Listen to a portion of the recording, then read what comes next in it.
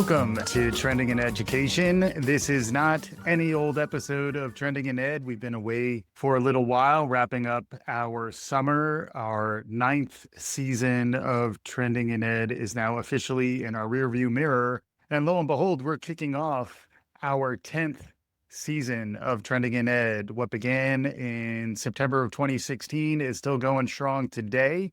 And we're tracking what's new and emerging in the world of learning, media, and the future of work. We've been focused on the full landscape, spanning the globe, spanning the country, looking at different dimensions of education that are emerging. This season, we are going to continue to do that, but we'll also be able to hold two things to be true at the same time. One, that it's important to connect the dots across the full learning ecosystem.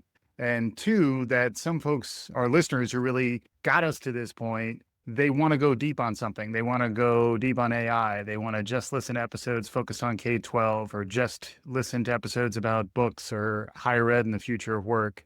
So we hear you, I hear you, and we're going to be rolling out dedicated feeds for all four of those things, really. We already have an AI feed. We'll continue to populate that.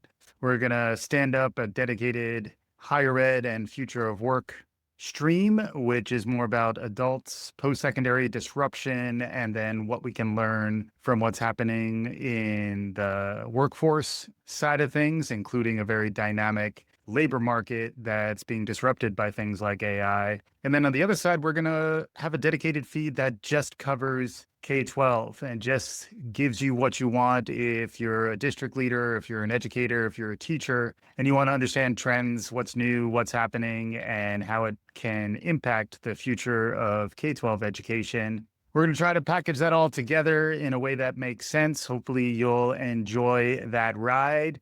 That's what we have on deck for you this year. Trending in Ed, Season 10, 2025 into 2026. It's September. Time to dust everything off and get ready to roll for this productivity window we have, September, October, November, before we start kicking into winding up 2025 and looking ahead to 2026. I'll talk to you a little more on today's episode about what we have lined up in the fall. I have 8 trends that I'm watching that are kind of built out of the conversations I'm having, the interviews I'm having on the podcast, give you some sneak peeks, some teases as far as what we have on the horizon. And then we'll conclude with a lightning round, quick hit. Me and Nancy, my virtual co-host, kicking it old school style, talking about the Gartner hype cycle for emerging technology 2025, our thoughts and reflections on that. Before wrapping up, that's it. That's what we're going to be covering today. If you like what you're hearing, please subscribe to us wherever you get this. If you like video, we're available on YouTube and Spotify. YouTube in particular, we'll be standing up these sub feeds and playlists that let you get just what you want. And all of it you can find if you visit us at trendingined.com, trendingineducation.com. You can also find me on LinkedIn, find Trending in Ed on LinkedIn. All of this is done through Palmer Media, which is my consultancy and production company where we help thought leaders and brands find their authentic voice, figure out how to package it, particularly around education and the types of themes and topics that we cover on Trending in Ed. You'll be seeing more about the pods I'm producing in addition to Trending in Ed, in addition to the interviews that I'm doing. What else is going on? What else am I producing? What else is capturing my attention in these noisy and complex times? I want to thank all of my guests. Absolutely would like to thank all of our listeners, folks who've stuck with us over the years, or if you discovered us recently. Can't do it without you and would love to hear from you more. Please write us reviews wherever you listen to this, whichever podcast, whether it's Spotify, Apple Pods. We could always use more reviews, more ratings. Tell your friends. If you like an episode, please engage with it. Please engage with me, comment on things. I'm hoping this year we can get more of your voices into the conversation. Be on the lookout for ways to connect both on trendingined.com, and then also I'll be giving you the latest and greatest through this feed each week. But that's it. That's what we're going to cover today. And just to conclude, I want to say that I do feel deep gratitude and appreciation for the vantage point that I have in this role. I was just reflecting to my wife about the books that I get access to and the conversations I get to have, where not everyone is able to engage with authors, founders, CEOs, leaders. And, it's a responsibility. I don't take it lightly, but I certainly appreciate every moment that we have. I do appreciate you. If you made it this far, you've been with us for some of the ride and you're looking forward to where we're headed next. Where we are headed next is a look ahead at some of the trends, some of the topics and themes that are bubbling up as we head into fall of 2025. Thanks again for listening. All right. It's fall of 2025. I'm looking ahead, trying to figure out what's percolating, what's zeitgeisty, what's relevant to folks who are thinking about learning, understanding the impact of some of the technology and media revolutions that we're in the midst of, and then trying to look ahead to the future of work, the future of education. What are some of the longer implications, strategic implications, and things that we need to be thinking about as leaders, as educators, as parents, as learners ourselves, as people who care about the future of education. It's time to step it up a little bit because the challenges are real, but that just makes the work more meaningful. All right, with that, I got 8 trends for you that I just scribbled out, spending a little time reflecting on the conversations that I've been having, the interviews that we have teed up for you that'll be coming out through the main feed and through the sub feeds for higher ed and the future of work, AI, books, and K-12. Be on the lookout, trendingined.com. And then also you'll hear more about this through this feed. And then ideally you'll be able to find the feeds that are most relevant to you to dive in more depth. With that, trend number 1. Independent media. Free speech is under attack. Corporate sponsorship of independent voices, of critical thinkers, of critical perspectives is being undermined. And that's a reality that we're all aware of. Academic freedom, free speech on campus is something that is also really under attack.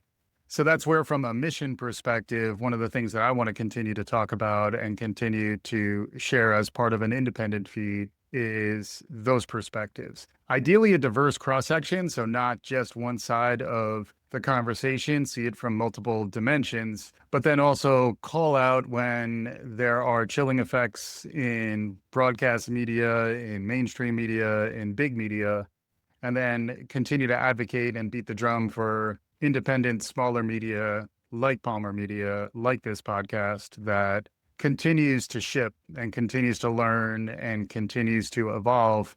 There's freedom there. And that's where I personally advocate for folks developing their own media channels. That's something I do help people with. It's something that's going to be really critical in education, particularly in higher education, and then in nonprofits and organizations, private companies.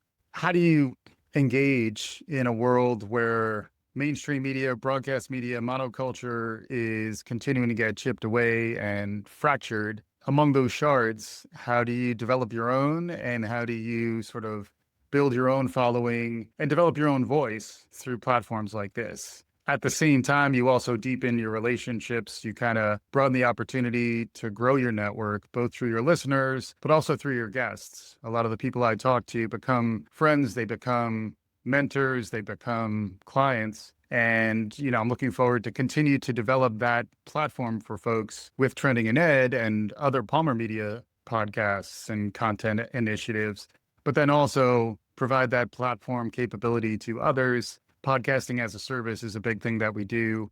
Little sneak peek where we're heading, but, I am seeing that we're entering what I'm looking at as a golden age of educational media, of podcasting, leveraging these generative tools and plugging them into the individual voice, the smaller voices, the critical thinkers, the outsiders who are not, drinking too much Kool-Aid from the fire hose.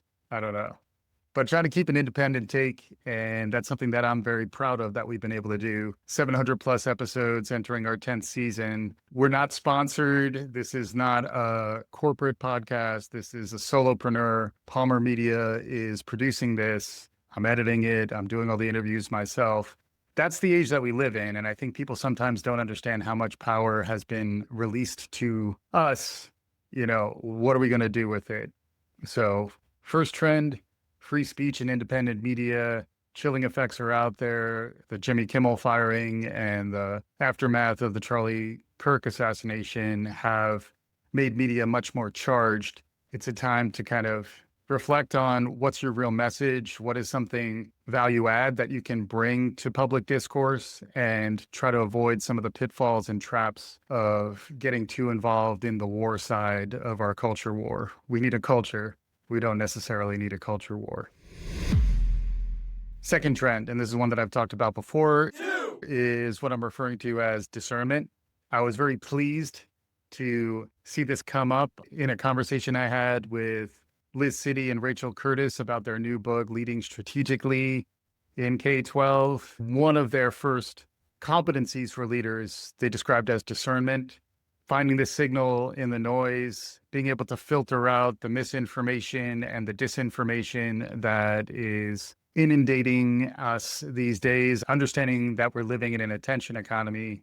What does that then mean for us when we are trying to hone and target our attention? We all have to get better at filtering what tools are out there. What role will humans play in the process of discernment? I've also heard several folks talk about the importance of taste and how AI will not necessarily be the arbiter of taste, humans will.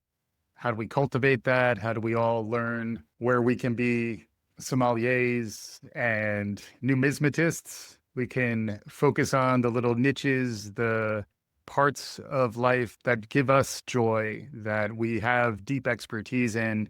How do we surface that? How do we get people talking about that so that we're all finding value by sharing our message, but also helping lift others up by giving them access to the expertise that all of us have? It's really our job to unlock that stranded brilliance, which is something Dwayne Matthews talked to me and others about that has really resonated with me since I was first exposed to that last year. Trend two, discernment. Trend three, AI dexterity. This turn of phrase came from friend of the show, Mike Yates, who's been on a couple times. He joined me for our panel on the podcast stage down in Austin, South by Southwest EDU 2025. He didn't share this as part of the podcast. I think he was perhaps holding out a little bit on me, but afterwards I was talking to him within days, really, and he was talking about this notion of AI dexterity. Rich Braden and Tessa Forshaw, I recently interviewed them about their new book, Innovation-ish, and we were talking about AI, and Rich's turn of phrase I thought was spot on. Harkening back to JFK, he was saying, ask not what AI can do for you, ask what you can do with AI. Same notion from Mike, which is, it's not AI literacy, meaning like I understand the concepts, I understand transformer technology, I understand bias and risk, et cetera. That's sort of foundational. But AI dexterity is more, what am I able to do with this stuff? How can it serve my needs, my goals, the goals of my family, my community, and any causes, any missions, any objectives that I'm trying to accomplish? AI dexterity is a critical piece in that puzzle. I mentioned earlier, number 4, we're entering into a golden age of education media. These generative tools are legit for content developers, for instructional designers, for podcasters, for generative media folks in the world. The person who I interviewed early on, post ChatGPT, who's kind of taken this ball and run with it, is Dr. Philippa Hardman, who has really been focusing on the role that these generative tools can play in the development of educational content, instructional design, the democratization of things that used to be, it used to require a team. It used to require a lot more time. Now, with the advent of agentic AI and some of the new generative capabilities that are out there, instructional design and, educational content is something that has been revolutionized already for those who know. Longtime listeners of the show know I like to quote William Gibson, the future is here now, it's just not very evenly distributed. I'd say Philippa and others like her have been out ahead of the curve since this technology hit. It was almost like in some places, folks were ready for this breakthrough. In others, folks have taken a little time to warm up. We're now coming up on 3 years since generative AI, ChatGPT hit. As a parent of a young child, ChatGPT is about to be a three-nager. We got to be prepared for that. And the use cases that are particularly relevant, there are a lot of educational ones that jump to mind. Content generation, instructional design. I was a subject matter expert for Kaplan, did a lot of e-learning throughout my career. So I do understand that persona. AI is a direct hit there. And it's also a direct hit around many of the tutoring and class administration, sort of back office aspects of what learning is about. So obviously we'll continue to look at all that and leverage these tools to hopefully do new things, push the envelope where it makes sense. So if you see me sprinkling in new generative components into what you see, that is certainly on brand and on strategy. And that's something you're going to see from folks really around the educational universe. Everybody's going to be doing that type of thing. That's trend number 4, golden age of educational media. Trend number 5 is co-design and co-creation. This language is emerging in a lot of K-12 nonprofits I've been talking to. It certainly emerged from work innovation consultants like Tessa and Rich, who wrote Innovation-ish. Elliot Felix has been a friend of the show for some time. He talks a lot about how to bring design-centered, user-centered, human-centered design. How do you apply that to domains like higher ed, which is in the midst of disruption? K-12, where a lot of ed tech has suffered from customer need blindness, where they're not really in touch with their customers. Rachel Curtis and Liz City talked to me a lot about their book on leading strategically in K-12. One of the things they talked about there is just the importance of listening. Why am I talking? Wait, what does the other person have to say? What can I do as a leader with that information? If you're only saying what you already know, you're not really learning anything. If you open yourself up to listen, in particular to listen to students, to families, to parents, maybe parents you aren't reaching.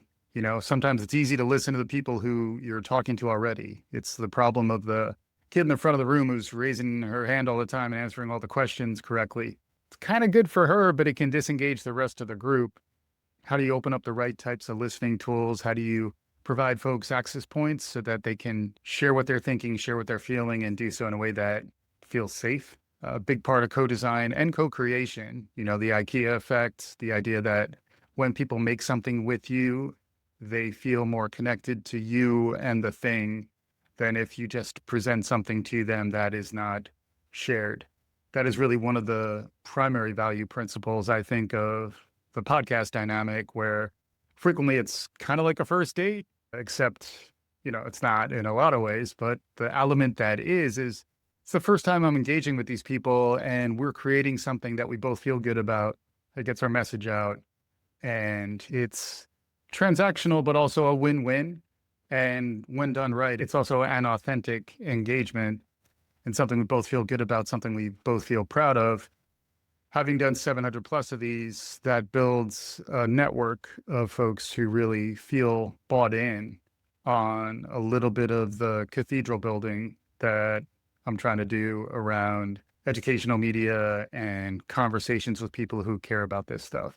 So hopefully we'll be able to surface more of that and we'll be able to talk to more people who are on the front lines of co-design, co-creation, hands-on experience, case studies, real work that people are doing to transform the way we learn, the way we're educated, the way our institutions are structured in response to this massive revolution that is sort of transforming the information age, the attention age that we're living in. Trend number 5, co-design and co-creation.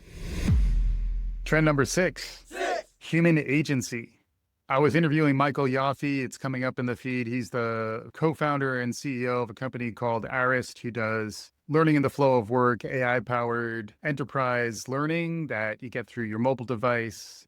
AIineducation is making a real impact there. Michael is, Forbes under 30, Teal Scholar, sharp guy. And the main thing he was pushing me towards, and this is surfaced in other places, but he was very focused in his perspective, is the idea that rather than focus on skills, we need to focus more on agency. And agency is almost the super skill. It's approaching like a mindset where if you are aware of your purpose and your goals, you are then able to engage with the emerging capability set in a more focused, productive way, rather than if you're kind of kicking the tires and you're like, oh, the new image generating tool in Gemini is pretty neat. I didn't realize that Nano Banana had all these capabilities. And then you make a few GIFs, maybe you share some with your friends, maybe you put something out through a social channel, you get a little bit of engagement and you move on, versus is this strategic? Is this key to me achieving my objectives? And do I want to ride with this thing or do I want to let it go? And hopefully we'll be talking to folks who are providing real world examples of when they've made those types of decisions, what drives that decision calculus, what other ways of thinking. This is where metacognition showed up in the innovation-ish conversation, thinking about thinking. Epistemic security is another thing I've heard people talk about. How do you know that your knowledge and your facts are in fact facts? How do you begin to assess the reliability of your information and then make good decisions coming out of that evaluation? This is all tied to the fact that as leaders, as educators, as parents, as learners, we need to think about our own internal gyroscope, where it's pointed. Is it pointed where we want? Are we using the tactics that are getting us where we want to go? Have that North Star. Think big, act small, learn fast. That's from Rachel and Liz's book about leading strategically in K-12. Reminiscent of clear eyes, full hearts, can't lose. I'm trying to focus there. I've also talked a lot about banking small wins. If you have a strategic vision, you don't need to go big. You don't need to bite off more than you can chew. You can keep it close. Focus on the things you know you can achieve while they're still aligned to that long-term strategic vision. That really is where human agency can unlock new potentials if we do it right. And then how do you develop agency? How do you develop educational systems that drive towards agency? This is where the example of Alpha School is something I'm going to want to pursue more in the coming season. Is what are some more fully disruptive models in K-12 and also in higher ed, and what are we learning from them? I would say in the case of Alpha School, there's some real upside, although some questions around equity and price and selection bias that are real, but still the outcomes may supersede the critiques in this case. What's the Alpha School of higher ed? What's emerging in the workforce? Arist is another great example. Ripen, Dana Stevenson conversation that I had down at South by Southwest back in March comes to mind. Extern, Matt Wilkinson's venture. What are those places where we can address the experience gap, help young learners, college age and beyond, figure out not just the traditional curriculum of higher ed and liberal arts, but also how do I work in a team? How do I leverage these tools? How can I be smart and resourceful and nimble so that I can assert my agency, I can work as part of a team, and I can come to a workforce, a rapidly changing workforce with the Moneyball skills, the ability to learn and get better, that becomes the real differentiator in a very disruptive time when it comes to the workplace.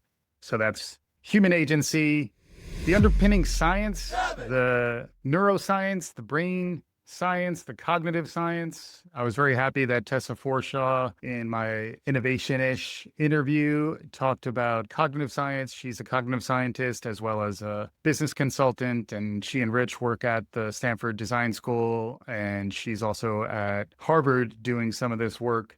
But how do we think about how our brains are structured, how we learn, and then how do we structure what we're giving people so that they're able to understand it? It meets them where they are. This is the idea of the AIEP in K-12. This is from a conversation I had with Michelle Vilches and Sean Michael Hardy from Innovate Public Schools. What if we had an AIEP? And what if that AIEP was able to translate the complexity of an IEP and translate that into something that parents and families can understand? They can understand it in their native language. It can reach them in a way that makes sense to them. They're doing that work in Innovate Public Schools. AJ Gutierrez, who I also interviewed, big fan of his work, the Ed Heads podcast, we're hoping to bring back. AJ was a co-founder of Saga Education and is now the CEO of Equal Opportunity Schools. In all those cases in K-12, AI is the 600-pound gorilla in the room, but I don't know, if there's a 600-pound gorilla in your classroom, it's not necessarily a good thing. What are you doing with it? What's your goal? What are your objectives? How can you use these tools thoughtfully? And then also have the metacognitive skills, the executive function, so that if you want to put those tools aside, realize they're distracting, maybe they're not developmentally appropriate. We're coming out of a phase where Jonathan Haidt's work on the impact of social media and our phones on developing minds, on teenagers in particular, young kids into teens.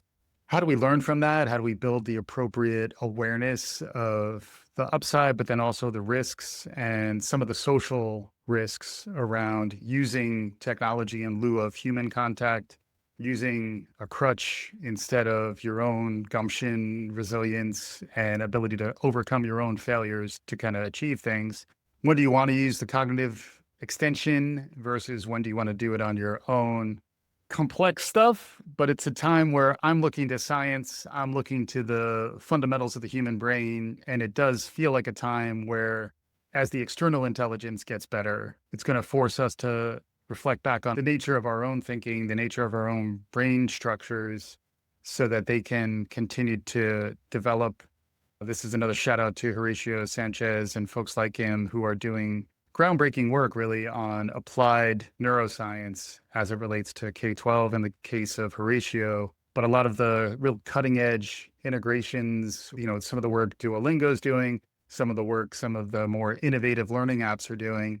How do you thread that needle between making something sticky versus making it addictive? And then when does the addiction to the app support learning? When does it get in the way of learning? And then when is it actually building negative feedback loops in your brain so that you're not able to kind of break out of routines, maintain that flexibility of thought, maintain that adaptability, that adaptive intelligence that Robert Sternberg talked to me about a little while back?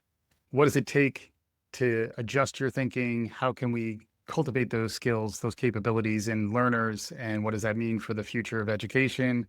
Cognitive neuroscience, trend number 7.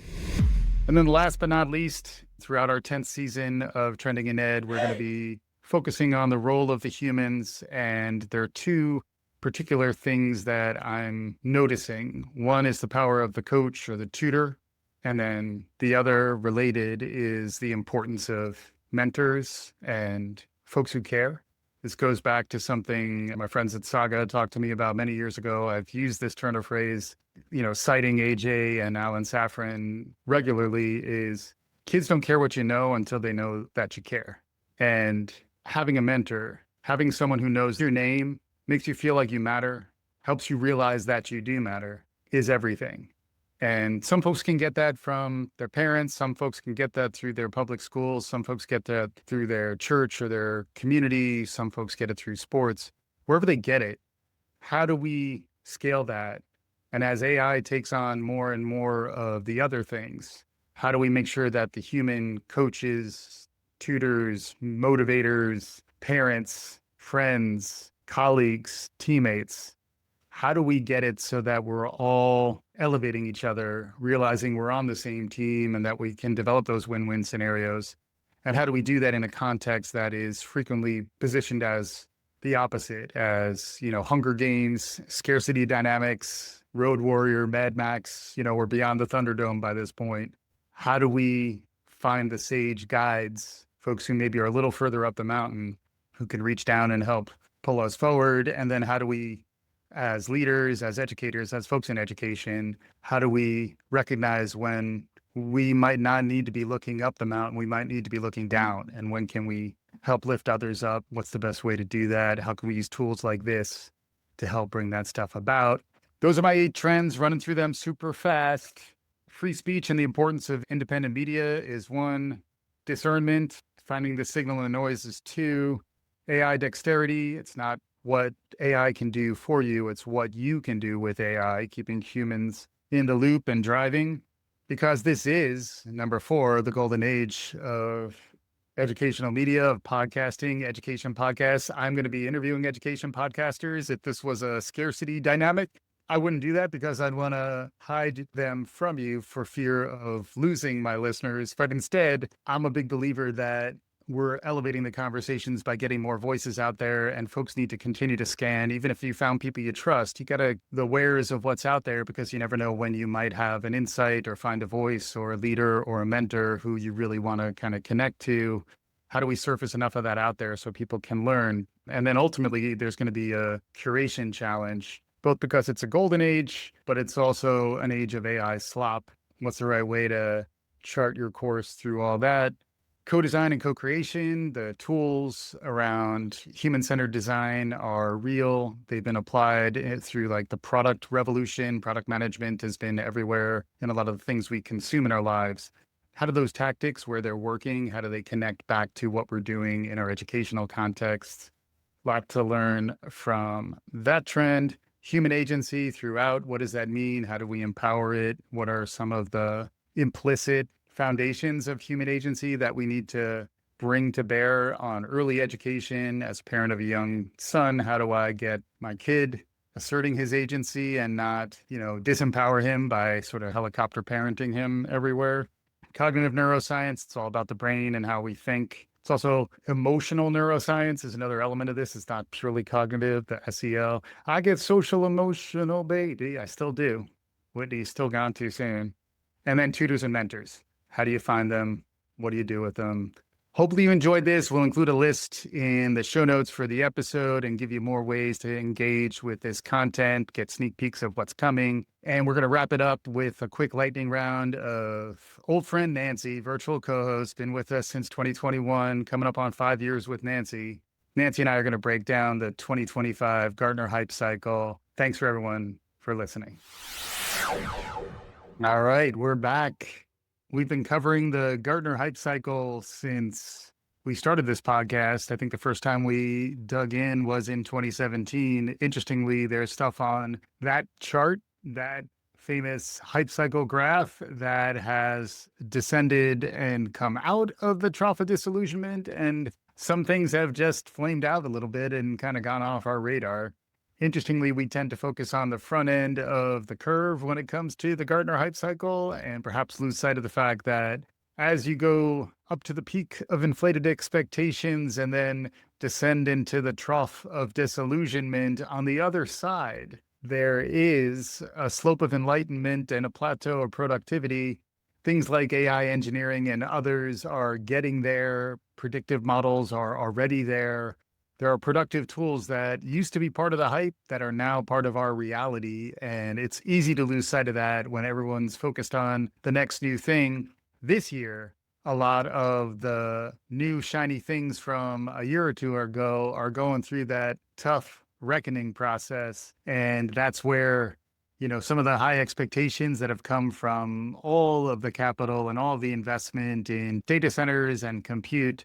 At some point, folks want the big payoff. ChatGPT 5 came out and was a bit of a dud. In fact, OpenAI had to roll back and allow access to some of the older models. The human connection that we feel to these models, the anthropomorphization, is real. I can't talk about the anthropomorphization of AI without spending a little time with friend of the show, virtual co-host, OG AI, Nancy. Nancy, welcome back to Trending in Ed. Hey, Mike. I'm happy to be here. Looking forward to contributing to today's conversation. It's great to have you. So we're talking about the Gartner hype cycle for 2025. I'm going to qualify that a little bit. It's Gartner hype cycles. It's not just the hype cycle for emerging technology, which is what's been around since we started covering this back in 2017 and before then. There's also a hype cycle for AI that came out in August. We're going to look at both of them. We'll share the visuals of the chart and some of what Gartner had to say in a bit. But before we do that, let's start with the technology that's been on everyone's mind for the last few years, generative AI. What's your take on that? Mike, it's the elephant in the digital room.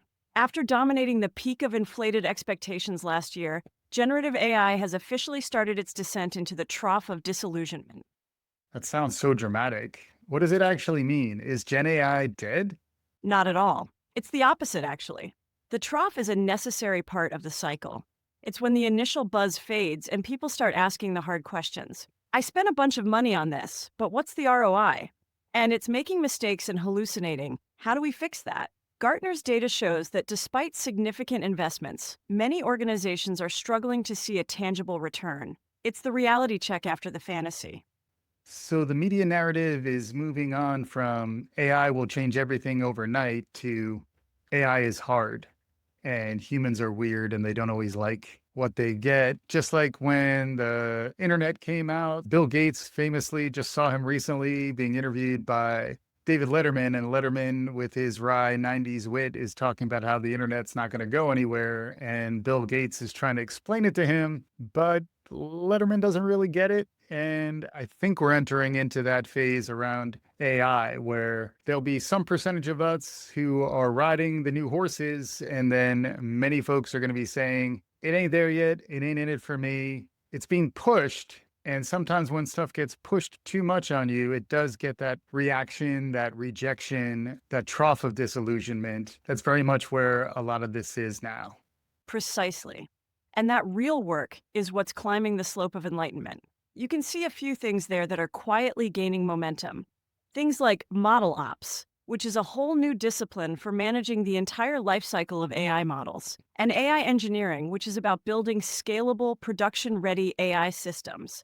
These aren't as sexy as a new chatbot, but they are absolutely essential for any organization that wants to move from an AI pilot to a real integrated solution.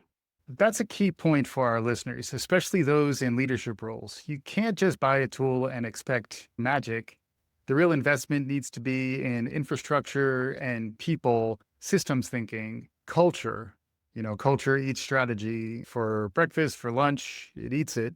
How do you build a culture that is building your strategy, is a foundation on which to kind of grow a strategy, something that's integrated with your strategy so these things aren't competing with each other?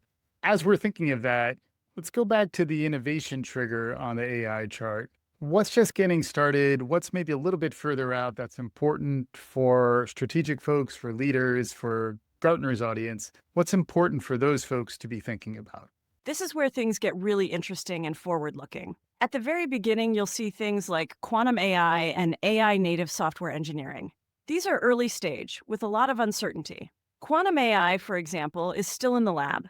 We're talking about combining quantum computing's power with AI to solve problems that are currently impossible. Think of it as the ultimate moonshot for education and science. And at the other end of the spectrum, what's about to hit the plateau of productivity?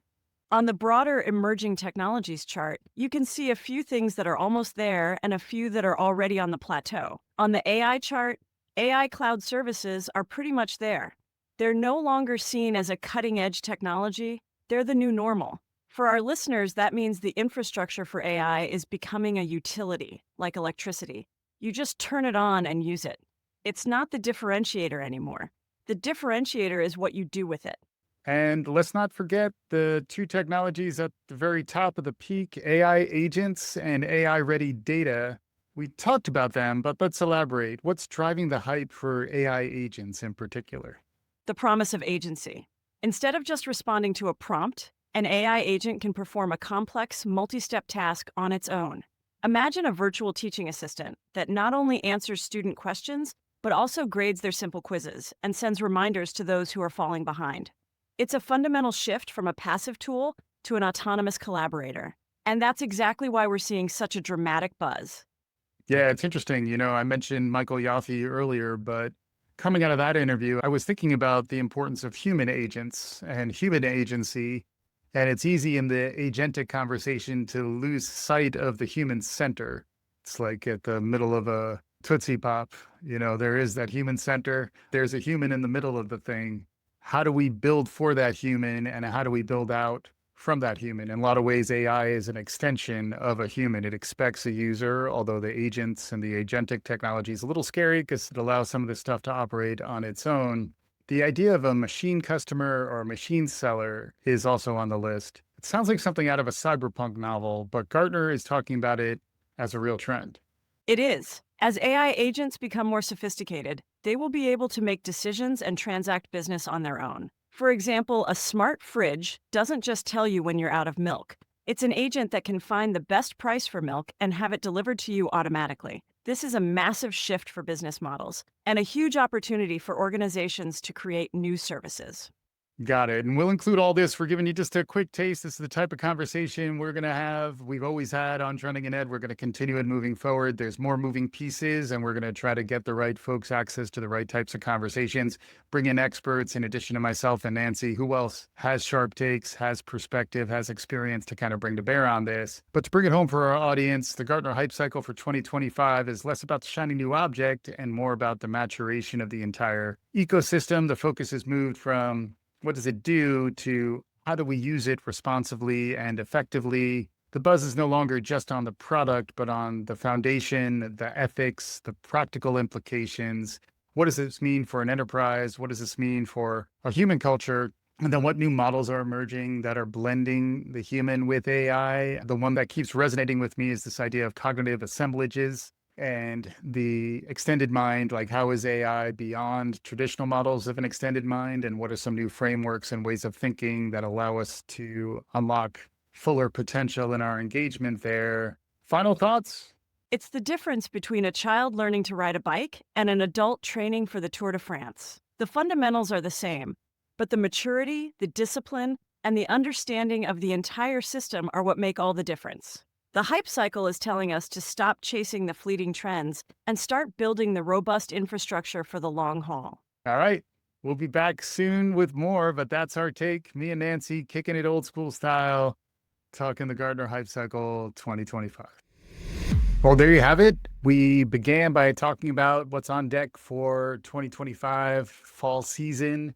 For Trending in Ed, we'll be splitting out higher ed disruptions and the future of work, future of education on one side. And on the other side, we'll be doing more of a focus on K-12 education, the disruptions and messages for leaders on that side, what we should think about as parents, community members, and how do we understand the interplay, the relationship between things like AI and emerging technology, how it's impacting all of this. Got some great guests. I mentioned many of them in the initial conversation. You can look at our upcoming calendar. Subscribe to Trending in Ed. This is the main feed. This isn't going anywhere. If you still like getting access to everything, that'll be Trending in Ed.